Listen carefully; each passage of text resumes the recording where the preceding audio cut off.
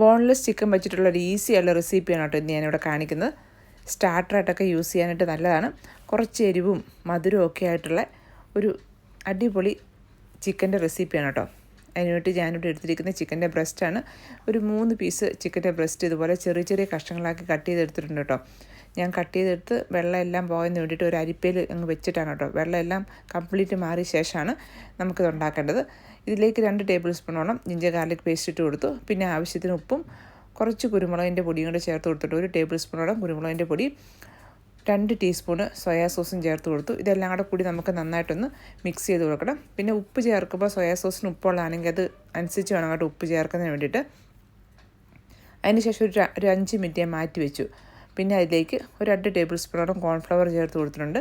നിങ്ങൾക്കിതെല്ലാം കൂടെ ഒരുമിച്ച് ഒരേ സമയം മിക്സ് ചെയ്തിട്ടും നമുക്ക് മാരിനേറ്റ് ചെയ്ത് വെക്കാം കേട്ടോ. ഞാൻ എന്തായാലും കുറച്ച് സമയം മസാല എന്നാൽ പിടിക്കുന്നതിന് വേണ്ടിയിട്ടാണ് അങ്ങനെ ചെയ്തത്. ഒരു 10 മിനിറ്റ് നേരം മാറ്റി വെക്കുക. അതിന് ശേഷം ഒരു പാനിലേക്ക് കുറച്ച് എണ്ണ ഒഴിച്ചു കൊടുക്കണം. അധികം ഒന്നും വേണ്ട കേട്ടോ. ഒരു 3-4 ടേബിൾ സ്പൂൺ എണ്ണ ഒഴിച്ചാൽ മതി. ഇതൊന്ന് ഫ്രൈ ചെയ്തെടുക്കുന്നതിന് വേണ്ടിയിട്ടാണ്.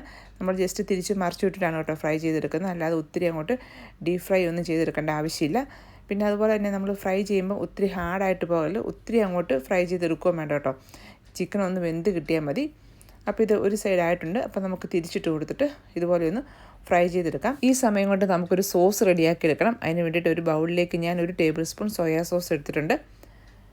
പിന്നെ ഇതിലേക്ക് 1 ടീസ്പൂൺ കുരുമുളകിൻ്റെ പൊടി ചേർത്ത് കൊടുത്തു. പിന്നെ കുറച്ച് കോൺഫ്ലവറിൻ്റെ പൊടി, 1 ടീസ്പൂണോളം കോൺഫ്ലവറിൻ്റെ പൊടിയും ഒരു സ്വല്പം വിനാഗിരി ചേർത്ത് കൊടുത്തു. 1 ടീസ്പൂൺ വിനാഗിരിയാണ് കേട്ടോ ചേർത്ത് കൊടുത്തിരിക്കുന്നത്. പിന്നെ 1 ടേബിൾ സ്പൂൺ പഞ്ചസാരയും ചേർത്ത് കൊടുത്തു. പിന്നെ ഓയിസ്റ്റർ സോസ് അത് ഓപ്ഷനാണ്, നിങ്ങൾക്ക് വേണമെങ്കിൽ ചേർത്താൽ മതി കേട്ടോ. അതിനുശേഷം ഇതിലേക്ക് കുറച്ച് വെള്ളം കൂടെ ചേർത്ത് കൊടുത്ത് ഇതെല്ലാം കൂടെ കൂടി ഒന്ന് മിക്സ് ചെയ്ത് നമുക്കൊരു സൈഡിലേക്ക് മാറ്റി വെക്കാം. അപ്പോൾ നമ്മുടെ ചിക്കൻ ഇവിടെ റെഡി ആയിട്ടുണ്ട്. ഈ ഒരു പരുവം മതി കേട്ടോ. ഒത്തിരി അങ്ങോട്ട് ഹാർഡായി പോകണ്ട, ഒത്തിരി അങ്ങോട്ട് ഫ്രൈ ചെയ്തെടുക്കണ്ട കേട്ടോ. അപ്പോൾ ഇത് നന്നായിട്ടൊന്ന് മിക്സ് ചെയ്ത് നമുക്ക് നോക്കാം എല്ലാ സൈഡും ഒരുപോലെ കുക്കായിട്ടുണ്ടോ എന്ന്. അപ്പോൾ എണ്ണയൊന്നും അധികമൊന്നും വന്നിട്ടില്ല കേട്ടോ. ഒത്തിരി എണ്ണയാന്ന് തോന്നുവാണെങ്കിൽ നിങ്ങൾക്ക് കുറച്ച് എണ്ണ ഇതിനകത്ത് മാറ്റാവുന്നതാണ്. നമുക്ക് ഈ സെയിം പാനിലേക്കാണ് കേട്ടോ നമ്മൾ നേരത്തെ മിക്സ് ചെയ്ത് വെച്ചിരിക്കുന്നത്. ആ സോസ് അങ്ങ് ഒഴിച്ച് കൊടുത്തിട്ട് നന്നായിട്ടൊന്ന് മിക്സ് ചെയ്യണം. അതിന് മുമ്പായിട്ട് ഞാൻ അതിൻ്റെ കൂടെ കുറേ സോസും കൂടി അങ്ങ് ഒഴിച്ചിട്ടുണ്ടോ. നിങ്ങൾക്ക് ഇഷ്ടമുള്ള സോസൊക്കെ ആഡ് ചെയ്യുക.